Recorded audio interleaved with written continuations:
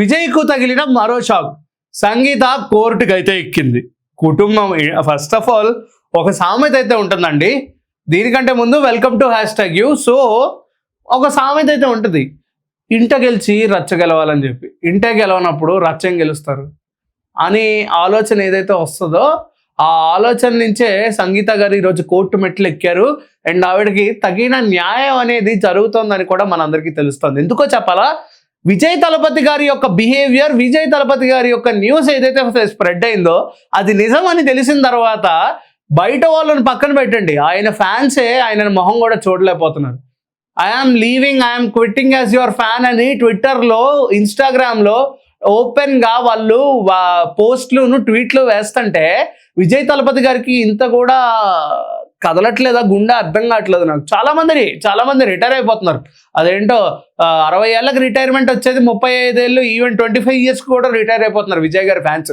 ఎందుకంటే ఒక ఆడామ ఉసురు తగిలితే పోతారని రాజ్యాల్లో చాలా రాసి ఉందండి. అటువంటి పాయింట్స్ అంటే ఒక ఆడపిల్లని ఏడిపిస్తే ఆ ఉసురు తగిలి వాళ్ళు పోతారు సీరియస్గా.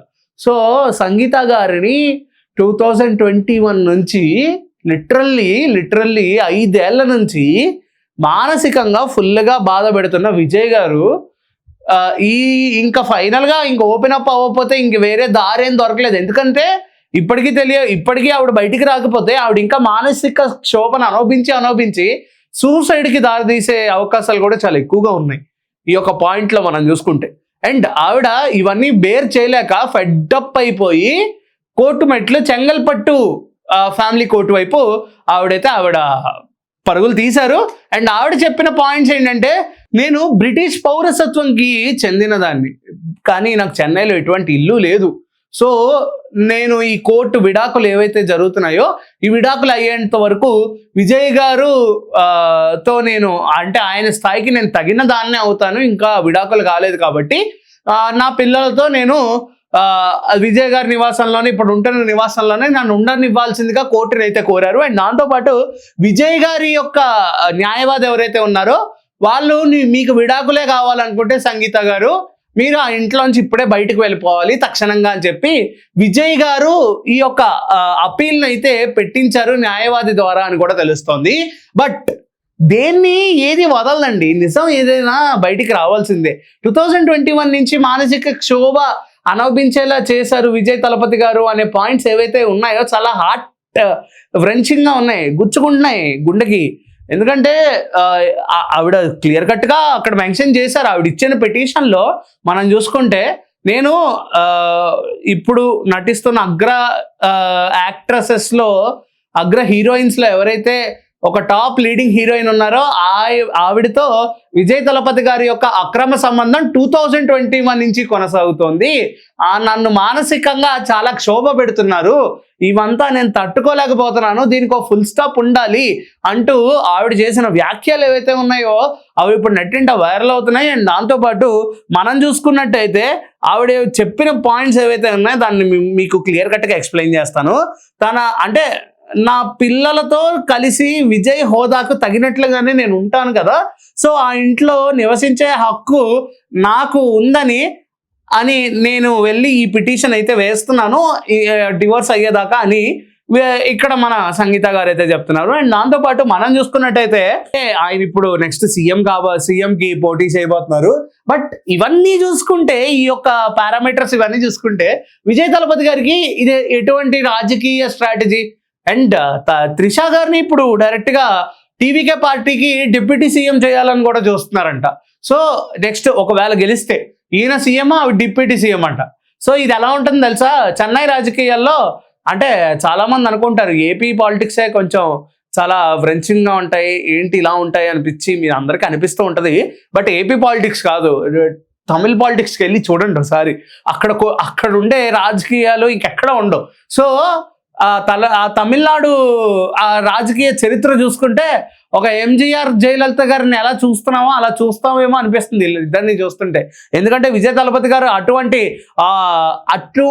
పాయింట్స్లో ఆలోచించా, లేకపోతే విడాకులు తీసుకొని త్రిషా గారు ఎలాగో ఫేమ్లోనే ఉన్నారు. అప్పట్లో ఆయనకు కూడా గిల్లీ నుంచి మంచి ర్యాప్ ఉంది. సో నాకు అలా కలిసి వస్తుంది అని చెప్పి మరో జయలలితగా తీర్చిదిద్దాలని చూస్తున్నారు ఏంటో నాకైతే అర్థం కావట్లేదు. బట్ పాలిటిక్స్లోకి వెళ్ళిన విజయ్ గారికి ఇవన్నీ ఎందుకు? ఫ్యాన్స్ని కోల్పోయారు, హేటర్సా బొచ్చుడు మంది ఉన్నారు, ఇంకా హేటర్స్ పెరిగిపోయారు, ఫ్యాన్సే హేటర్స్గా మారుతున్నారు, జనాలకి నీ మీద ఒపీనియన్ పోయింది. ఇంకా మీరు ఏం చేస్తారు? సినిమాల్లో స్టార్ అని వెలిగిన మీరు పాలిటిక్స్కి వచ్చిన వెంటనే ఈ యొక్క ఎజెండా పక్క పార్టీ వాళ్ళు చేశారని క్వశ్చన్ చేయడానికి కూడా లేకపోయింది. ఇప్పుడు డైరెక్ట్గా మీ భార్య బయటకు వచ్చి మీ గురించి ఇంత అసభ్యంగా మాట్లాడుతున్నప్పుడు మీ గురించి నిజాలు ఇంకెన్ని బయటికి రావచ్చు చెప్పండి? సో అంతే.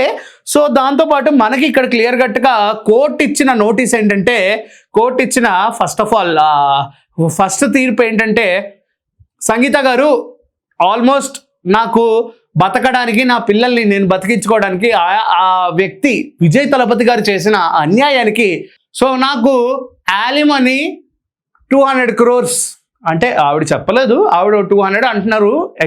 అంటే ఆవిడ అడగడం కూడా తప్పే, మరి 200 కోట్లు అంటే అది నాకు అన్యాయం చేశారని ఆవిడ సైడ్ నుంచి ఆవిడ చెప్తున్నారు. మనం వ్యక్తిగతంగా మనం ఏది మాట్లాడలేం కాబట్టి నాకు యాలిమనీ అనేది కంపల్సరీగా ఇచ్చి తీరాల్సిందే. అండ్ నా పిల్లల భవిష్యత్తుని నేను చక్కదిద్దుకోవాలి.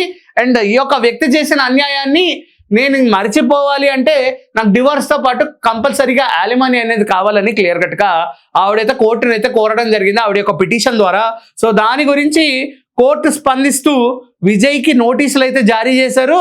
అండ్ విజయ్ తలపతి గారికి ఆల్రెడీ కోర్టు నుంచి చెన్నై చెంగల్పట్టు ఫ్యామిలీ కోర్టు నుంచి నోటీసులు అయితే విజయ్ తలపతి గారికి వెళ్ళాయి.